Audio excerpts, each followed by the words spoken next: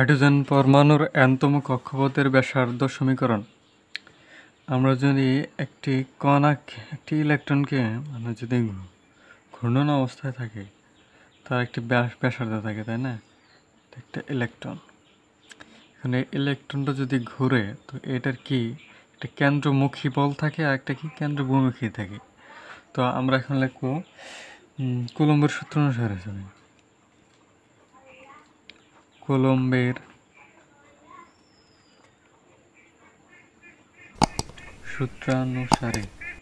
সূত্রানুসারে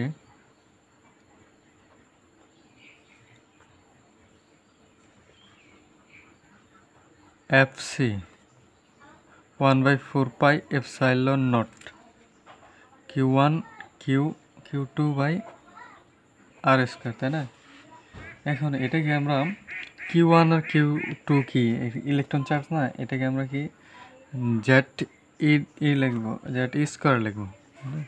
এখন 1/4 by epsilon nought Z square R square, এটা কি আমাদের 1 নং সমীকরণ। আবার কেন্দ্রভূমুখী মানে কেন্দ্র বাইরের দিকে একটা কি ইলেকট্রন যদি ঘূর্ণন অবস্থা থাকে, তার বাইরের দিকে একটা কি থাকে, বিমুখী একটা বল প্রয়োগ করে, ভিতরের দিকে একটা বাইরের দিকে একটা এখন কেন্দ্র বিমুখী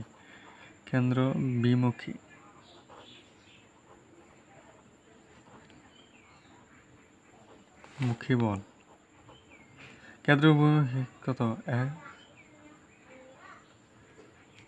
কেন্দ্রবিমুখী m বি স্কয়ার বাই আর, দেখি কেন্দ্রবিমুখী একটা বল।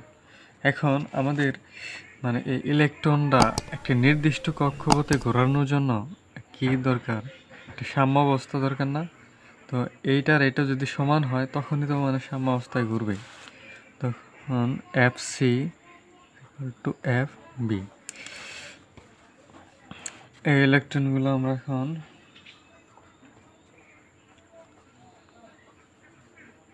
বা Z square 4 pi epsilon r square, এটার সাথে রাখলাম mb square by r n বা Z square 4 pi epsilon a r square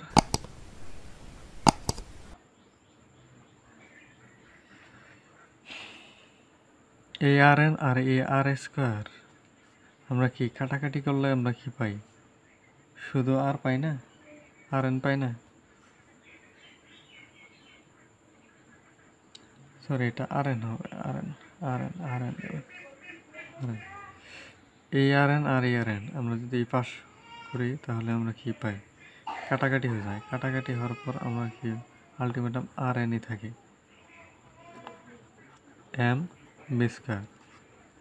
বা এটা যদি আমরা প্রক্ষান্তর করি, Z square by 4 pi epsilon m b r n, তাই না? এটা আমাদের ঠিক 3 নং সমীকরণ। এখন আমরা জানি কি কৌণিক ভরবেগ, কৌণিক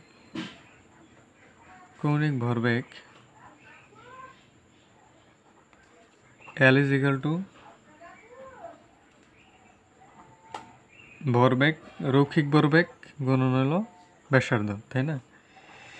এখন এটা সমান আমরা জানি কি n is 2 pi.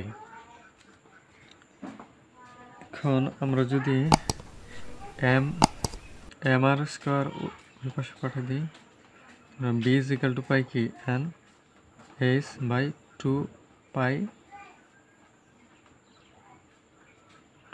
mb mr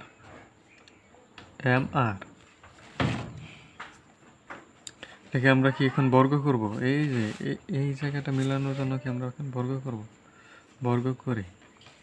তো n square h square 4 pi square m square আর স্কয়ার,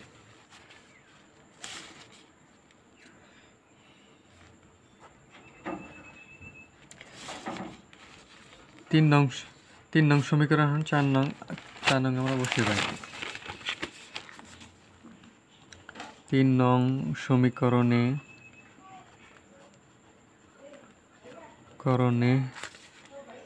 4 নং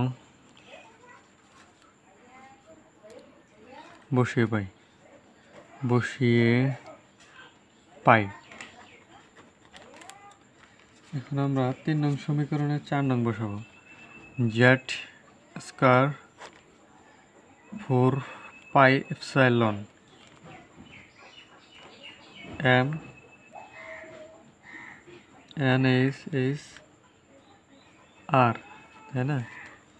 এখন 4 পাই এম আর, এম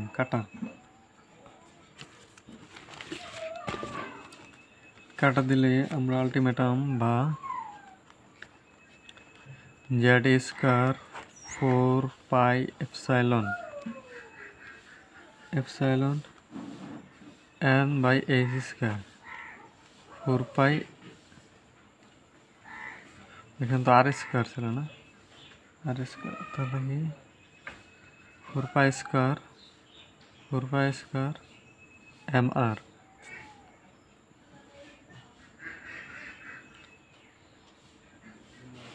এখানে এম স্কয়ার ছিল,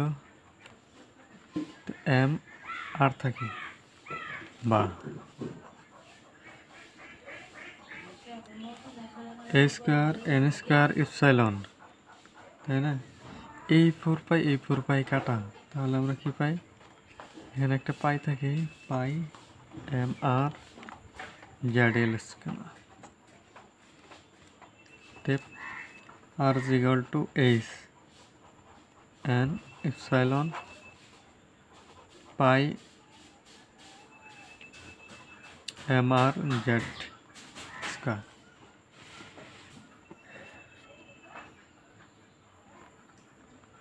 অতএব হাইড্রোজেন পরমাণুর জন্য পরমাণুর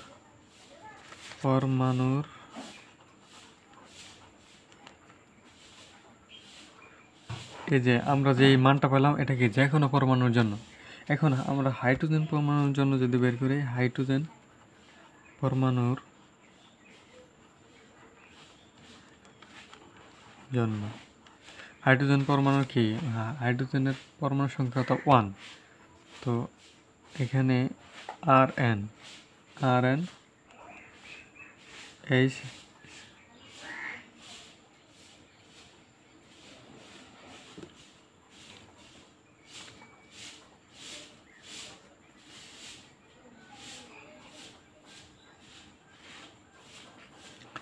এপসাইলন পাই এম জেড স্কয়ার